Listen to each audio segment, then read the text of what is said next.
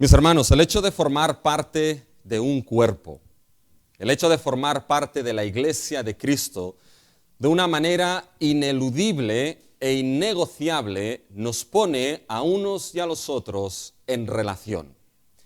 En una relación que el apóstol Juan ha estado mostrando en su carta, y nos va a decir más cosas en el capítulo 4, en una relación de amor los unos para con los otros, de amor con el hermano y la hermana que Dios ha redimido por gracia y por la sangre de nuestro Señor Jesucristo. Y esa relación de amor, mis hermanos, tiene relación con otras muchas cosas. Y entre una de ellas es precisamente que va a tener relación con lo que es nuestra vida de oración. Y eso es lo que el apóstol Juan entrará ahora a partir del versículo 19 del capítulo 3 en su primera carta, la primera carta de Juan. Así que tengan la primera carta de Juan abierta delante de ustedes, tengan las Biblias abiertas, ya sea en papel o a nivel digital, en el capítulo 3 de primera de Juan, del versículo 19 hasta el versículo 24. Y aquí básicamente Juan, mis hermanos, nos va a mostrar la confianza que tenemos para con Dios. Pero lo va a hacer de dos maneras muy específicas. Primero, vamos a destacar dos cosas de ese texto. Y lo va a hacer primero mostrándonos la relación entre amor y oración que nos da confianza para con Dios. Y segundo, nos mostrará dos cosas que nos han sido dadas para tener confianza de la presencia de Dios en nosotros. Vamos a hablar de estas dos cosas. Primero, la relación entre amor y oración que nos da confianza para con Dios. Y fíjense que en esta relación entre amor y oración, mis hermanos, primeramente el apóstol Juan lo que va a destacar es que un corazón cerrado al hermano estorba nuestra oración. Un corazón cerrado al hermano estorba nuestra oración. Fíjense que el tema de la oración, mis hermanos, entra en el argumento del apóstol Juan a partir del versículo 19. Y va a tomar los versículos del 19 al 22. Fíjense en algunas referencias del apóstol Juan a la oración aquí, o al menos a estar delante de Dios. Fíjense el versículo 19. Y en esto conocemos que somos de la verdad y aseguramos nuestros corazones delante de Él, delante de la presencia de nuestro Dios. Fíjense el versículo 21. Amados, si nuestro corazón nos reprende, confianza tenemos en Dios. Literalmente, confianza tenemos para con Dios, delante de nuestro Dios. Es en cierta manera una referencia de acudir delante de la presencia de nuestro Dios. Y fíjense ahora en el versículo 22, donde es claro el énfasis en la oración. Y cualquier cosa que pidiéremos, la recibiremos de Él. Fíjense que aquí entra de manera clara la idea de estar delante de Dios, para con Dios, y la idea es estar delante de Él en oración para cualquier cosa que pidiéremos, la recibiremos de Él. Por tanto, fíjense, mis hermanos, que uno podría pensar que el tema principal de estos versículos es la oración. Es más, yo estoy seguro que escucharán muchos mensajes de estos versículos que se centran y se enfocan en lo que es la oración. Y hay razón de ser en ello, porque la oración es parte importante de estos versículos. Ahora bien, no es el tema principal de esos versículos. El tema principal de esos versículos, mis hermanos, sigue siendo lo que es el amarse los unos a los otros. Sigue siendo el amor a los hermanos. Fíjense como el versículo 23 lo que nos da es el mandamiento que Dios nos ha dado. Y este es su mandamiento, que creamos en el nombre de su Hijo Jesucristo y nos amemos unos a otros como nos lo ha mandado. Por tanto, el tema, mis hermanos, Juan no ha dejado el tema que empezó. Juan sigue con el tema de amarse los unos a los otros. Juan sigue con el tema de amar a los hermanos. Si la oración aquí va a ser una parte importante de ese tema del amor al hermano. Es más, van a estar relacionados en el sentido de que el amor a los hermanos, afectará a lo que es esa oración delante de la presencia de nuestro Dios. La cuestión aquí es cómo se relaciona el amor y la oración. Y la primera relación que Juan nos muestra va a ser la que hemos mencionado. La relación de que un corazón cerrado al hermano va a estorbar la oración delante de la presencia de Dios. Fíjense cómo empieza el versículo 19. Y en esto conocemos. ¿Qué está diciendo Juan aquí, mis hermanos? Está diciendo, fíjense, en esto conocemos que somos de la verdad, que tenemos comunión con el Padre y el Hijo. En otras palabras, en esto conocemos que somos creyentes. Y fíjense, y aseguramos nuestros corazones delante de Él. La idea de asegurar nuestros corazones, mis hermanos, la palabra asegurar aquí es básicamente la palabra de convencer, de persuadir. Es decir, Juan está diciendo algo un poquito extraño a primera vista. Lo que Juan está diciendo es que nosotros como creyentes lo que hacemos es persuadir, convencer nuestros corazones delante de la presencia de Dios. Convencemos nuestros corazones cuando acudimos en oración delante de nuestro Dios. Por lo tanto, Juan está diciendo que para saber que somos de la verdad, el creyente debe convencer su corazón de algo bien específico delante de su Dios. Y ahora sé, mis hermanos, lo que están pensando. ¿Qué está diciendo Rubén? O mejor dicho, ¿qué es lo que está diciendo Juan aquí? Y para entender, mis hermanos, lo que significa convencer, persuadir nuestros corazones delante de Dios, sí o sí tenemos que mirar un poquito lo que es el contexto previo.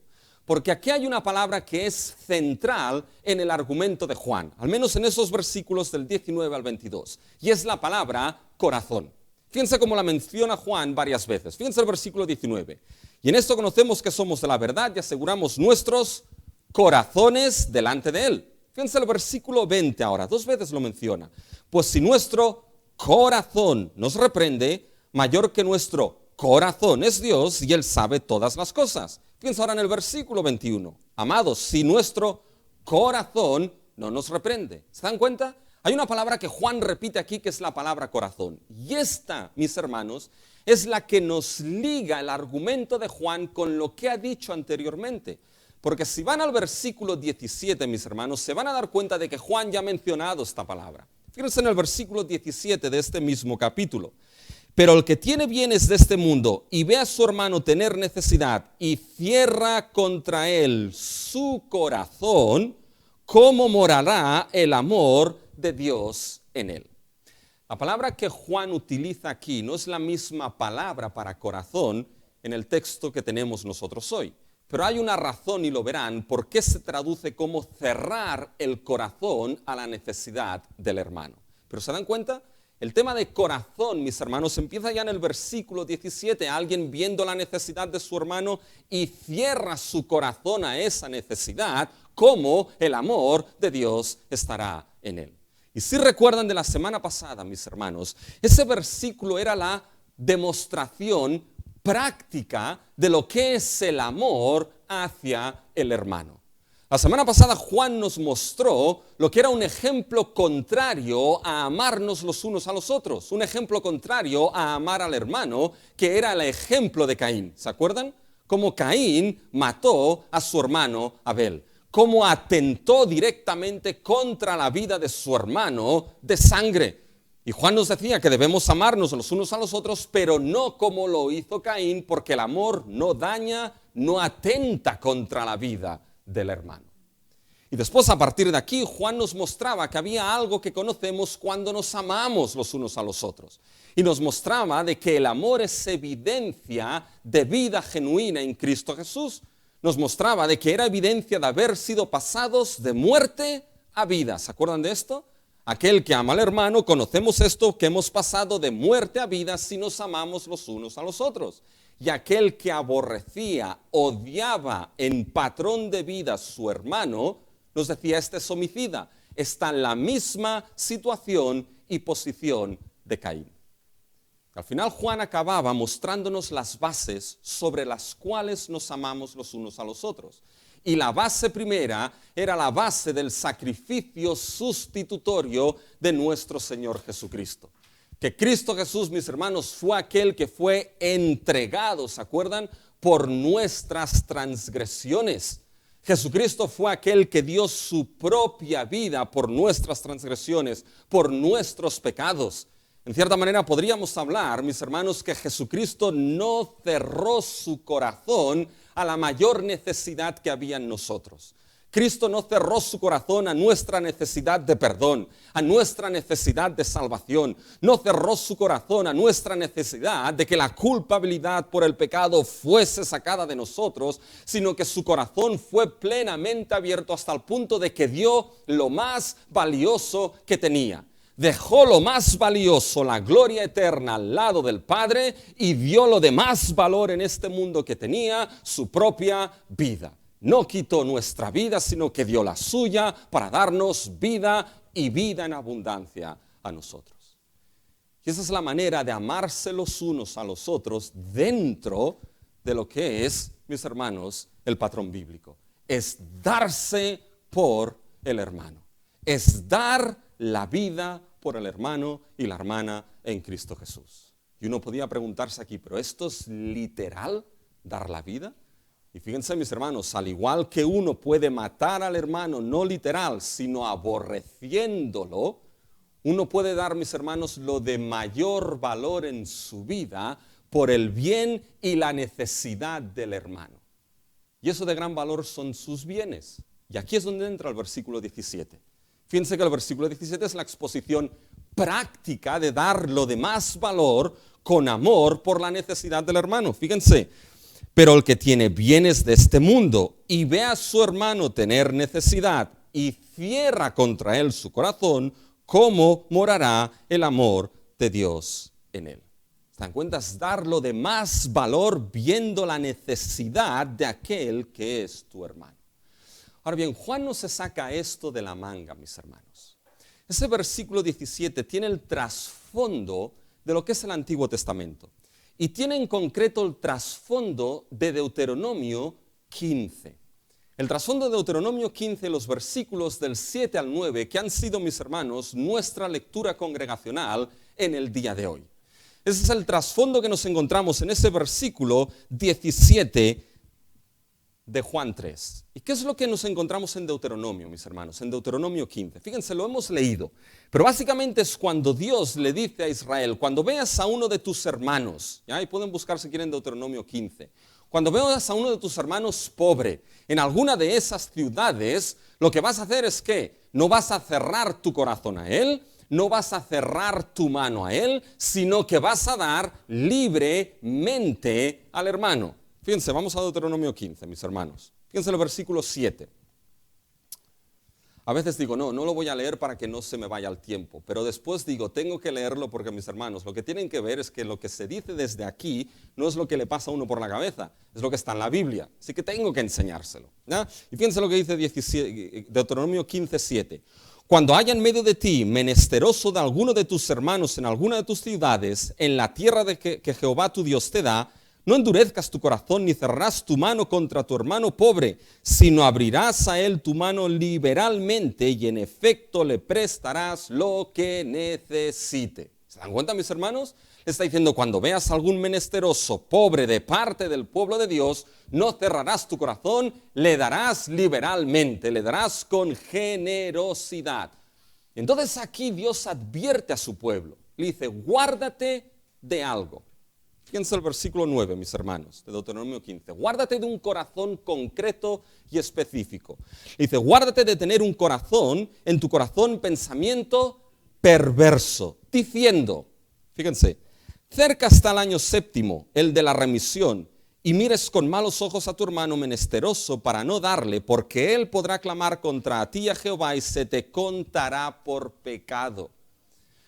Mis hermanos, lo que nos encontramos aquí, fíjense, guárdate de tener en tu corazón un pensamiento perverso, de que veas la necesidad del hermano y entonces digas, bueno, tiene necesidad, pero viene el séptimo año. ¿Saben cuál era ese año, mis hermanos? El año del jubileo. El año, mis hermanos, donde había y sucedían diferentes cosas. Había liberación de los esclavos.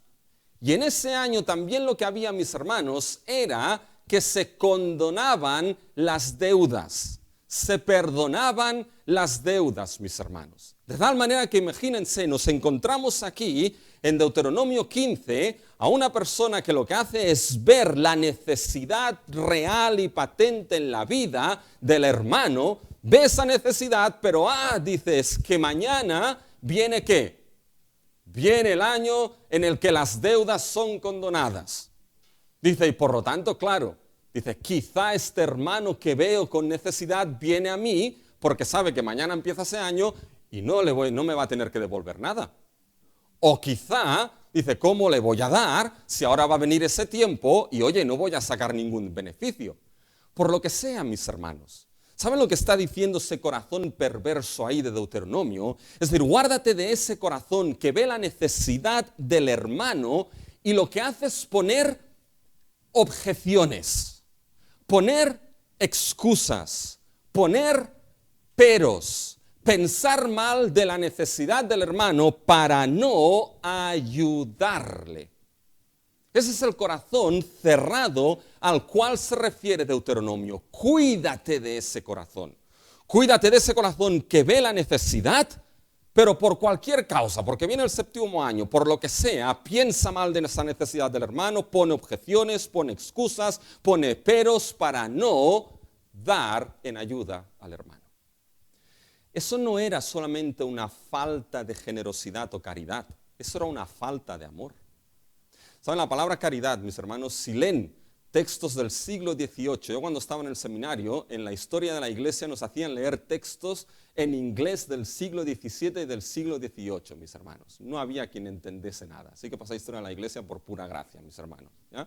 Pero una de las cosas que me di cuenta es que la palabra caridad en inglés del siglo XVIII se refería a amor. Es que la caridad no es más que el amor en práctica, mis hermanos. Y fíjense que aquí ese corazón perverso y cerrado, mis hermanos, con objeciones, con excusas para no ayudar a esa necesidad del hermano, no era solamente una falta de generosidad o caridad, sino una falta patente de amor. Y ese trasfondo es el que está en Juan, capítulo 3, versículo 17. Pero el que tiene bienes de este mundo, tiene lo necesario, todos los bienes, y ve a su hermano tener necesidad y cierra su corazón a él. Pero cierra su corazón en ese sentido de Deuteronomio, mis hermanos, que ve esa necesidad y por excusas, objeciones o peros piensa mal y no ayuda al hermano. Por eso Juan dirá, hijitos míos, no amemos de palabra y lengua, sino de hecho y verdad. Entonces fíjense ahora versículo 19 en nuestro texto. Y en esto conocemos que somos de la verdad y aseguramos y convencemos, persuadimos nuestros corazones delante de Él. Convencemos nuestros corazones delante de Dios de qué, mis hermanos. Es convencer esos corazones de acudir delante de Dios, mis hermanos, de estar seguros de que nuestro corazón no está cerrado a la necesidad del hermano. No está cerrado a la demostración práctica del amor, de ayudar al hermano en sus necesidades. Es aquel que acude delante de la presencia del Dios Altísimo, habiendo convencido y persuadido su corazón delante de Dios, de amar a su hermano y de ayudar a su hermano en la necesidad que observa y ve de él. Porque de otra manera eso sería una falta de amor. ¿Se dan cuenta? Como aquí Juan relaciona lo que es el corazón, el amor al hermano delante de la presencia de nuestro Dios. Acudimos con esos corazones convencidos de que aman y no se han cerrado al hermano. ¿Por qué?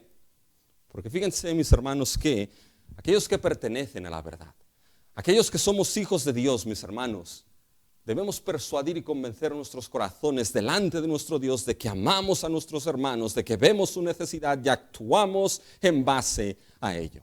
Porque si no, fíjense lo que ahora Juan dice. Fíjense en el versículo 20. Pues si nuestro corazón nos reprende, literalmente dice, si nuestro corazón nos acusa. Es decir, ¿nos acusa de qué, mis hermanos? Es decir, si nuestro corazón se presenta delante de Dios siendo un corazón cerrado al hermano, cerrado a la necesidad del hermano, un corazón con objeciones, excusas y peros para ayudar y amar a ese hermano.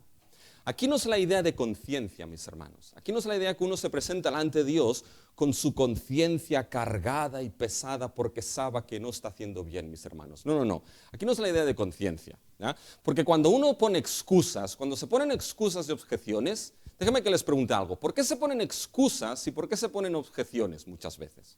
¿Saben para qué?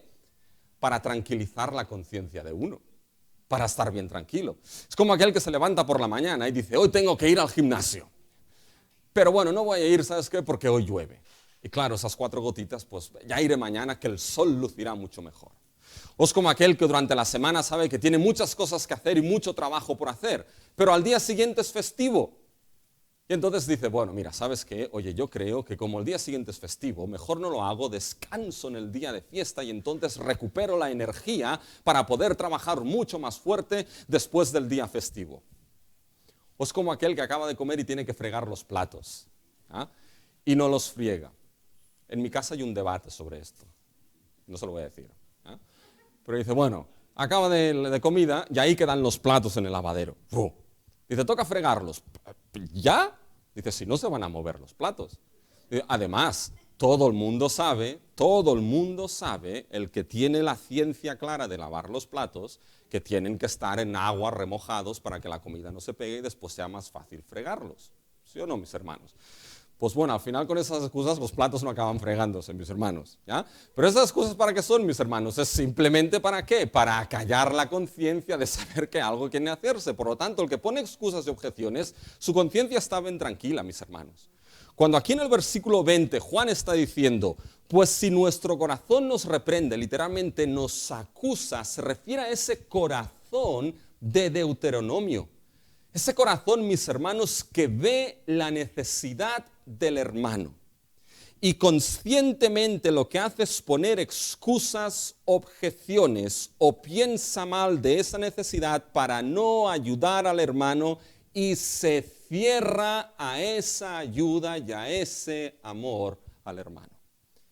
Si nos presentamos delante de Dios con esa acusación de nuestro corazón delante de Él, estén tranquilas o no estén tranquilas nuestras conciencias, entonces hay algo a saber, dice Juan.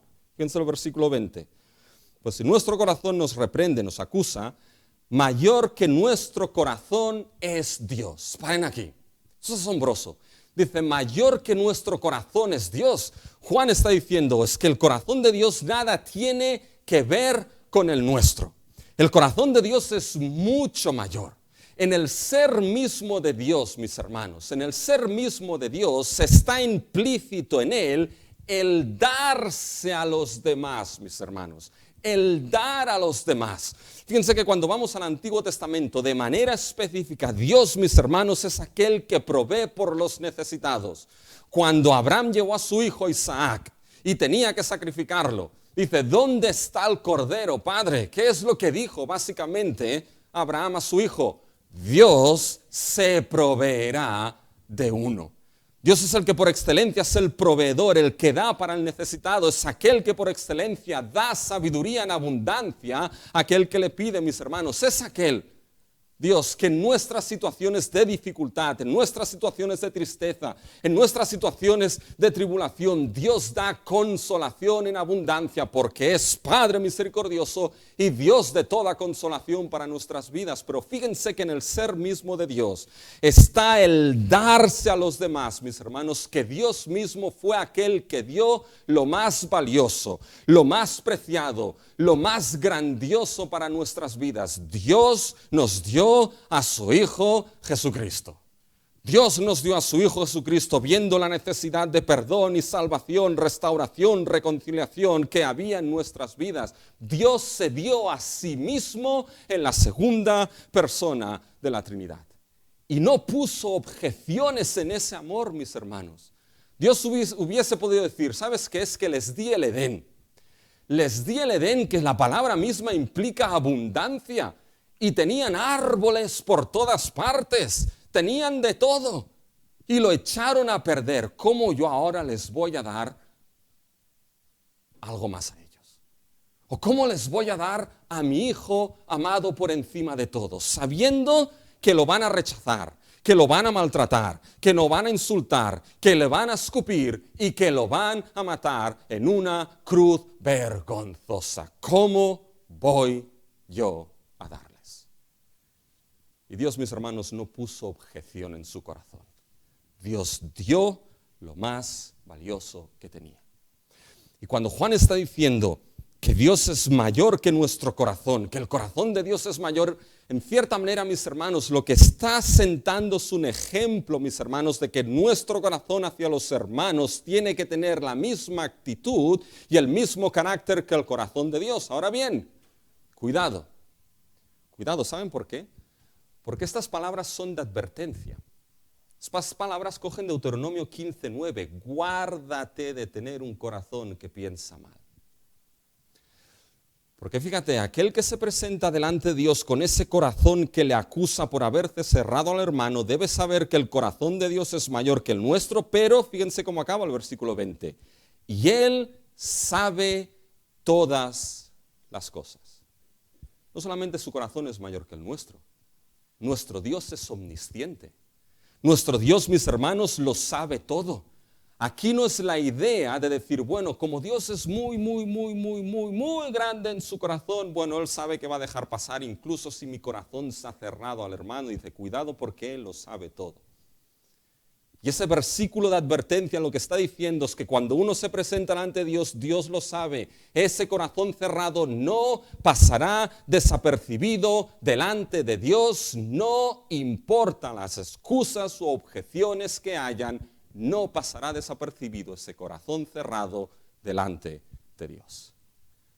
Aquel que es mayor que nuestro corazón sabe todas las cosas. Fíjense, aquí hay una relación bien difícil, mis hermanos, que es la relación entre amor al hermano y la oración. Porque a veces pensamos en la oración, mis hermanos, simplemente como algo privado o algo congregacional. Pero mis hermanos, la oración, el don de la oración que Dios nos ha dado está estrechamente ligado al cuerpo en el cual formamos parte.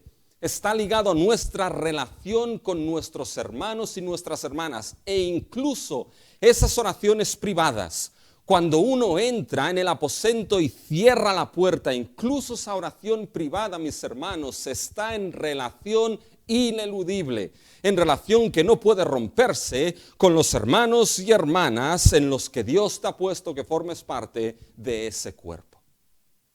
Es inseparable. Y un corazón cerrado al hermano delante de Dios, mis hermanos, va a estorbar la oración delante de la presencia de Dios. Fíjense lo que Pedro dice. Fíjense en 1 de Pedro, capítulo 3, versículo 7. Vosotros maridos, eso va para nosotros, maridos. Ahora veo a alguna esposa que hace. En casa se arreglan, Vosotros maridos, por eso tengo a mi esposa en la escuela dominical hoy. Dice, vosotros maridos, dice, igualmente vivid con ellas sabiamente, dando honor a la mujer como a vaso más frágil y como a coherederas de la gracia de la vida. Ahora escuchen. Para que vuestras oraciones no tengan estorbo. ¿Se dan cuenta, mis hermanos? Hay una relación de cómo uno trata a su esposa y le da honor como vaso frágil y coheredera de la misma gracia con las oraciones delante de Dios. El hermano más cercano, la hermana más cercana que tienes es tu cónyuge. Y maridos, depende cómo trates a tu esposa, eso será de estorbo o no en tus oraciones delante de Dios. Por tanto, hay una relación con la oración y la relación que tenemos, mis hermanos, con nuestras hermanas y con nuestros hermanos. Y la relación es difícil y quizá, mis hermanos, Juan la desarrollará un poquito más en el capítulo 4. Porque ¿cómo uno puede decir que ama al Dios a quien no ve si no ama a su hermano a quien ve? ¿Cómo uno, mis hermanos, puede presentarse delante de Dios clamando por las necesidades, mis hermanos, cuando es capaz de ver la necesidad patente en un hermano y cerrar su corazón a él? ¿Cómo puede presentarse delante de Dios clamando por esa necesidad cuando su corazón está cerrado a la necesidad del hermano? ¿Se dan cuenta? Un corazón cerrado estorbará esa oración. Y mis hermanos, esas palabras de Juan son palabras que por un lado nos llaman al tema principal de amarnos los unos a los otros. Nos llaman al tema principal de amar a nuestros hermanos, mis hermanos, viendo lo que es esa necesidad y dando por la necesidad del hermano. Nos llaman, aunque nuestro corazón no sea nunca tan grande como el corazón de Dios, mis hermanos, siga ese patrón de que Dios en sí mismo da por la necesidad de los demás. Me pregunto, mis hermanos, a nivel general, ¿cómo cambiarían nuestras oraciones? ¿Y cómo cambiarían nuestras reuniones de oración si nos désemos cuenta de esto? ¿Cómo veríamos, mis hermanos, cómo Dios proveería de una manera mucho más sorprendente en cómo vemos si nuestras oraciones delante de Dios, nuestros corazones no estuviesen cerrados a la necesidad y al amor del hermano? Y digo esto, ¿saben por qué, mis hermanos? Por una segunda cosa que Juan dice. Porque si el corazón cerrado es de estorbo para la oración, el corazón generoso al hermano da confianza en la oración. Fíjense ahora, mis hermanos, cómo sigue en el versículo 21. Ahora fíjense que cambia. El corazón generoso, el corazón que ama al hermano, da confianza delante de la presencia de Dios. Fíjense ahora el versículo 21. Amados, si nuestro corazón no nos reprende, es decir, no nos acusa, y seguimos la línea de Juan, es decir, es ese corazón que ahora se presenta delante de Dios y, mis hermanos, es un corazón sincero. No está cerrado a la necesidad del hermano, no está cerrado al amor al hermano en esa necesidad. Se presenta delante de Dios convencido y no cerrado de amar y de ayudar a su hermano. Entonces, ¿qué sucede? Dos cosas, fíjense. Amados, si nuestro corazón, versículo 21, no nos reprende, ¿qué tenemos? Confianza tenemos en Dios, confianza tenemos para con Dios, delante de nuestro Dios. Uno entra confiado y entonces fíjense, versículo 22, y cualquiera cosa que pidiéremos la recibiremos de Él, mis hermanos. Eso es sorprendente, ¿se dan cuenta? Un corazón abierto al amor, al hermano, abre el trono de la abundante gracia de nuestro Dios. Un corazón, mis hermanos, que se presenta delante de Dios, no cerrado, sino abierto al hermano, a la generosidad con el hermano que lo necesita, al amor, mis hermanos, ese hermano, abre la generosidad de nuestro Dios de que en cualquier cosa que pidiésemos, Él nos la dará. ¿Se dan cuenta? Una generosidad abre la otra. La generosidad al hermano abre la generosidad divina. Pero cuidado. Cuidado, mis hermanos. Cuidado en cómo interpretamos lo que es ese versículo y sobre todo la parte y cualquiera cosa que pidiéremos la recibiremos de Él. Cuidado. Porque aquí hay varias cosas a tener en cuenta. Primero, ¿cuál es la razón por la cual recibiremos todo lo que pidiéremos? Y fíjense, mis hermanos, la razón es bien clara. Hay un porqué que nos marca la razón. Fíjense el versículo 22. Y cualquier cosa que pidiéremos la recibiremos de Él. ¿Por qué? Esa es la razón. Porque guardamos sus mandamientos y hacemos las cosas que son agradables delante de Él. La razón por la cual recibimos de Él lo que pedimos, mis hermanos, es esa obediencia. Guardamos sus mandamientos y hacemos lo que es agradable delante de Él. A raíz de esa razón, mis hermanos, es que recibimos de Él lo que le pidiésemos. Por lo tanto, aquí, mis hermanos, un corazón que delante de Dios no está cerrado al amor al hermano, es un corazón que guarda los mandamientos de Dios. Un corazón que hace agradable aquello que le complace a Dios y entonces Dios da todo aquello, cualquier cosa que pidiéremos. ¿Se dan cuenta? La razón es esa obediencia. ¿Saben que, mis hermanos, yo cuando era pequeño, en Navidad pedí la casa de los pitufos? Era una casa preciosa. Era un conjunto de setas, todavía los veo, era un conjunto de setas con puentes colgantes que unían las setas. Y los pitufos, el gruñón, el papá pitufo, ¿ya? Estaban todos ahí, mis hermanos. Y pedí esa casa de los pitufos para Navidad. Preciosa. No saben lo bien que me porté ese año, mis hermanos. Fui el mejor niño que jamás ha habido en la historia. Me porté súper bien. ¿Por qué? Porque yo sabía que si me portaba bien, recibiría la casa de los pitufos. Llegó el día de Navidad, mis hermanos. Me levanté. Los regalos estaban ahí. Fui al regalo que veía que era una caja cuadrada y digo, ahí están, los pitufos, mis hermanos. Y abrí y no eran los pitufos. Y fui habiendo regalos y regalos y regalos. ¿Y saben qué? La casa de los pitufos nunca llegó, mis hermanos. Si eso fuese una película, entonces la frase sería, en aquel día dejé de creer en la Navidad. Pero mis hermanos, ¿qué les estoy diciendo con ese trauma mío de la casa de los pitufos? Les estoy diciendo, mis hermanos, que por muy bien que me portase, no recibí la casa de los pitufos. Eso quiere decir, mis hermanos, que por mucho que guardemos los mandamientos de nuestro Dios, esa frase, cualquier cosa que pidiéremos, recibiremos de Él, no quiere decir que recibiremos cualquier cosa que pidamos delante de nuestro Dios, mis hermanos. Por varios motivos. Uno, porque gracias a Dios Él es Padre que sabe de lo que necesitamos y de lo que no necesitamos también. Quizá no necesitaré la casa de los pitufos, mis hermanos. Pero la idea aquí, mis hermanos, es cómo entender esa frase y cualquier cosa que pidiéremos la recibiremos de Él. Mis hermanos, aquí el contexto es clave. ¿Cuál es el contexto de lo que Juan está exponiendo aquí? El contexto es que uno ve la necesidad del hermano.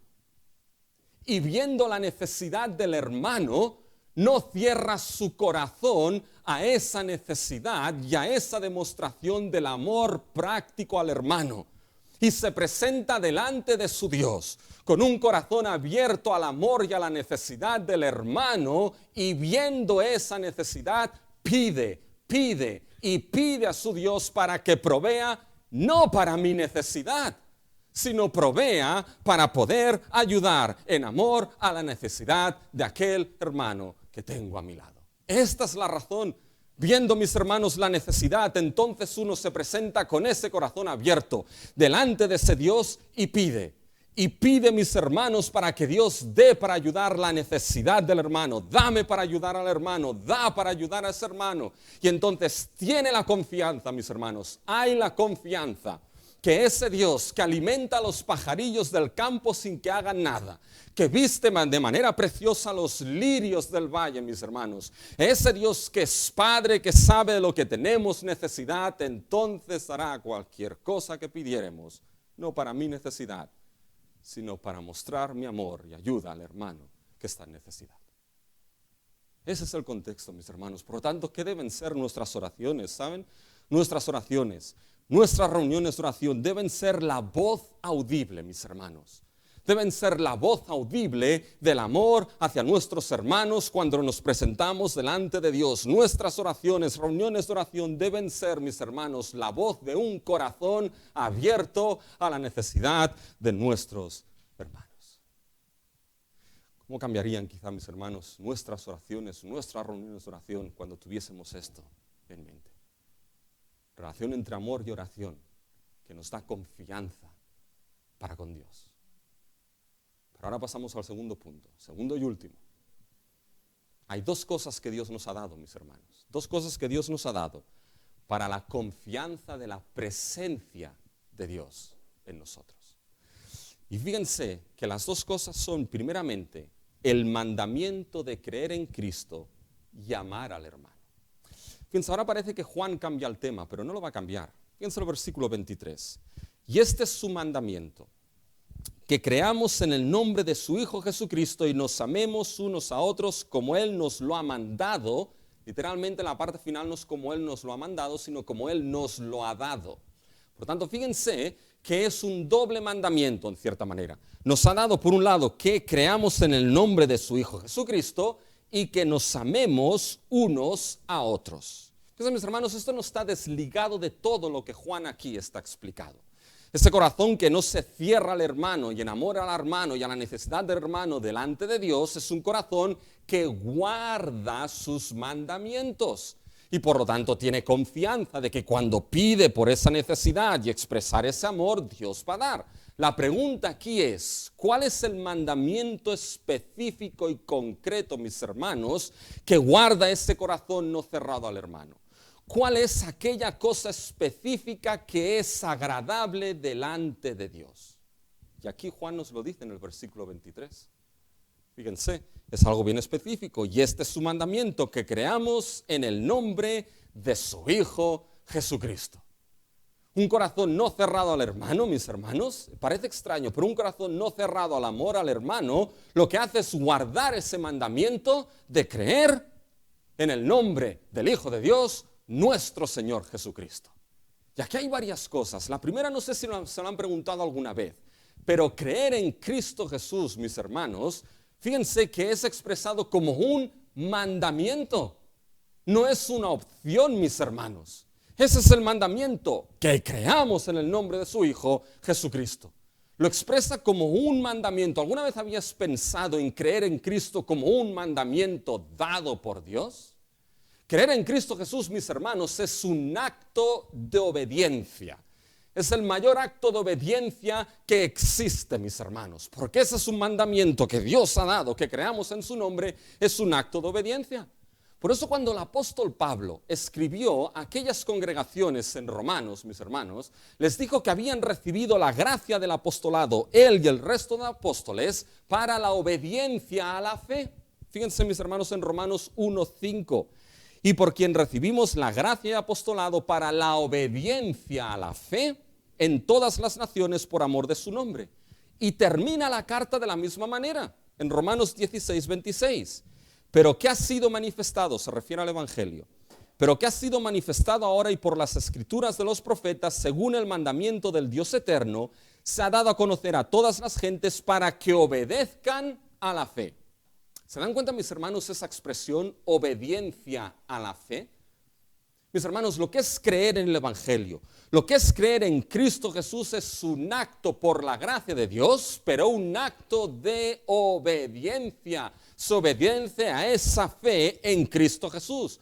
Es por eso que el no creer en Cristo, mis hermanos, el no creer en Cristo, la incredulidad es un acto de desobediencia delante de Dios.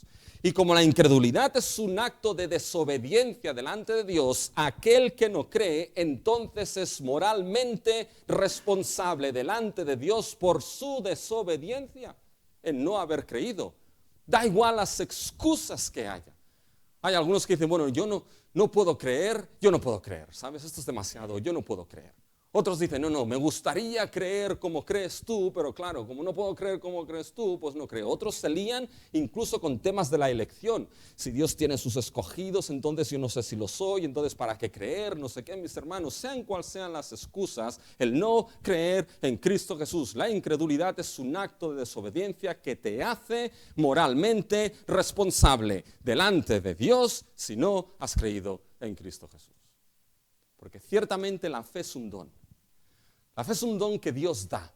La fe es un don de la pura gracia de Dios. Pero una vez ese don por la pura gracia y soberanamente es dado por Dios, ese don eres tú quien debe ejercerlo por la gracia de Dios. Eres tú quien debe creer en Cristo Jesús. Eres tú quien debe poner su fe y su vida en Cristo Jesús para salvación y vida eterna. Eres tú cuando ese evangelio es predicado y te dice arrepiéntete y cree en Cristo Jesús. Eres tú por la gracia de Dios quien debe creer en Cristo. Y Dios quiera en su gracia que ese don te sea dado y esa obediencia por su gracia esté en tu vida de creer en Cristo Jesús. ¿Lo sabes? Hay otra cosa que llama la atención en ese mandamiento. ¿Se lo han preguntado? ¿A quién le es dado el mandamiento, mis hermanos? ¿Y saben a quién le es dado? Le es dado a creyentes. Fíjense, y este es su mandamiento, que creamos. Juan se involucra, que creamos nosotros, yo Juan, vosotros y los creyentes, en el nombre de su Hijo Jesucristo. Y la pregunta es que aquí Juan es que no creía, o es que habían dejado de creer. No, mis hermanos, fíjense, estamos llamados a creer en Cristo y estamos llamados a seguir creyendo en Cristo Jesús como el Hijo de Dios. Como creyentes, mis hermanos, creímos por la gracia de Dios, creemos por la gracia de Dios, seguimos creyendo por la gracia de Dios y seguiremos creyendo que Jesucristo es el Hijo de Dios por toda la eternidad, mis hermanos. Estamos llamados a eso, por tanto, cada vez que te levantas por la mañana y sigues por la gracia de Dios creyendo que Jesús es el Cristo, el Hijo de Dios, es un acto de obediencia a ese mandamiento que Dios ha dado. Pero ¿por qué eso es importante? ¿Saben por qué es importante? Que eso sea dado a creyentes aquí. Por la segunda parte. Porque el mandamiento no solamente es que creamos en el nombre de su Hijo Jesucristo y nos amemos, y la segunda parte es si nos amemos unos a otros, como Él nos lo ha dado. Mis hermanos, esto es inseparable. El creer en Jesucristo, el Hijo de Dios, en haber depositado genuinamente la fe y confianza en Jesucristo de manera ineludible, lleva al cumplimiento de amarnos unos a otros, mis hermanos. ¿Saben por qué? Porque creer en Jesucristo, mis hermanos, lo que supone entonces es, mis hermanos, no solamente una confesión de palabras, sino una confesión de hecho, verdad y vida. Una fe que cree en Cristo Jesús como el Hijo de Dios es una fe que, mis hermanos, se somete al señorío y reinado de Cristo en todas las cosas. Una fe que cree en Cristo Jesús es una fe que se somete al señorío y reinado de la palabra que nuestro Señor Jesucristo ha dado a su iglesia, que se somete en todas y cada una de las cosas que nos ha dado. Y una de las cosas que Cristo nos dio, mis hermanos, es un nuevo mandamiento, que os améis unos a otros, como yo os he amado, que os améis unos a otros. Por tanto, una fe que cree en Cristo es una fe que cree en su palabra y se somete a lo que Él ha dado y cumple la palabra de nuestro Señor Jesucristo. Por eso, mis hermanos, la misma fe que cree en Jesús es la misma fe que ama al hermano. Si esa conexión no está, ahí hay algo deficiente en mi fe, en tu fe, en nuestra fe, mis hermanos. Fíjense que eso se evidencia entonces de la permanencia de Dios en nosotros. Fíjense cómo termina el versículo 24. Y el que guarda sus mandamientos permanece en Dios y Dios en él. Guardar ese mandamiento, mis hermanos, de creer en Cristo y amar al hermano, se evidencia de esa mutua permanencia de Dios en nosotros y nosotros en él. Por lo tanto, mis hermanos, el amar al hermano, el creer en Cristo, sí es evidencia, mis hermanos, de que estamos en la verdad, evidencia de que Dios permanece en nosotros, pero es el fruto de la permanencia de Dios en nuestra vida. Eso surge por esa permanencia de Dios en nosotros. ¿Se acuerdan de Jacob, mis hermanos, en Betel? Y vio, mis hermanos, lo que era aquel sueño de la escalera. Y arriba de todo estaba Dios, y los ángeles subían y bajaban de la escalera.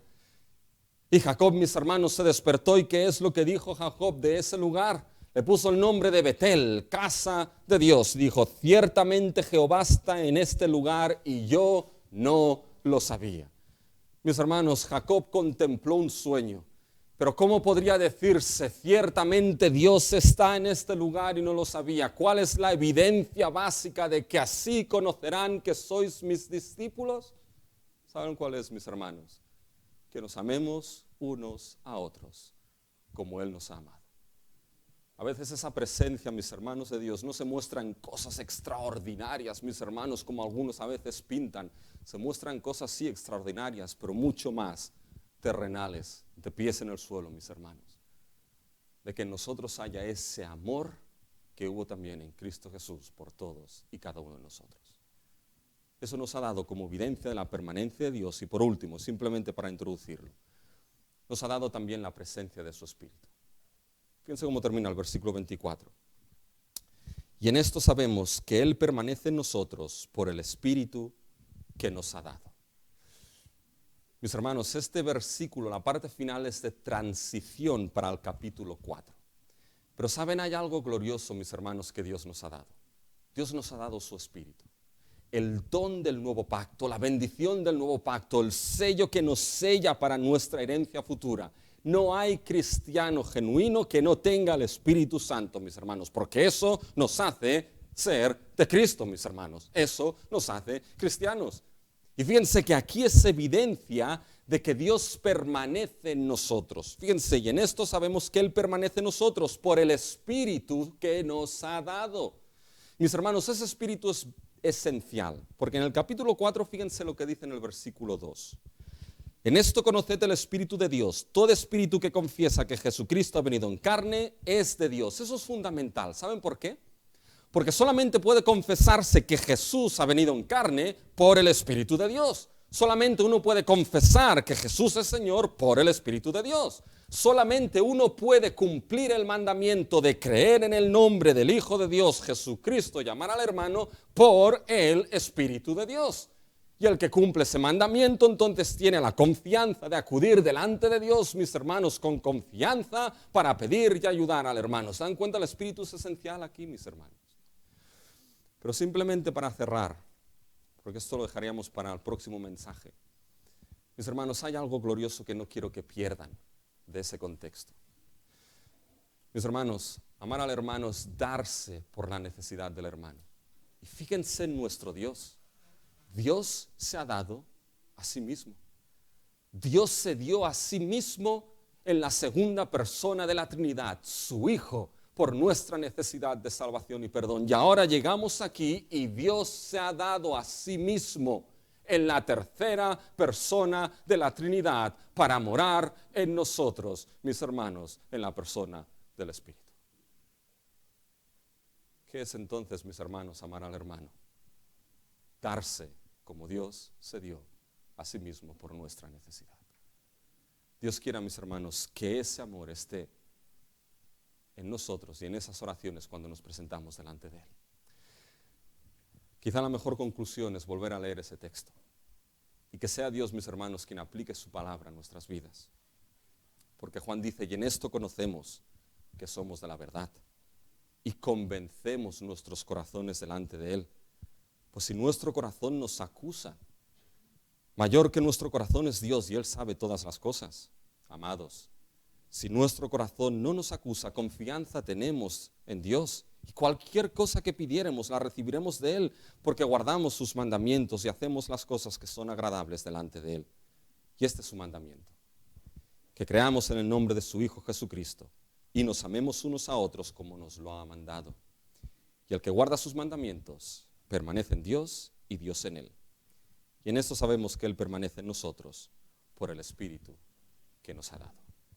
Sean las palabras, mis hermanos, por la gracia de Dios, una realidad en nuestras vidas.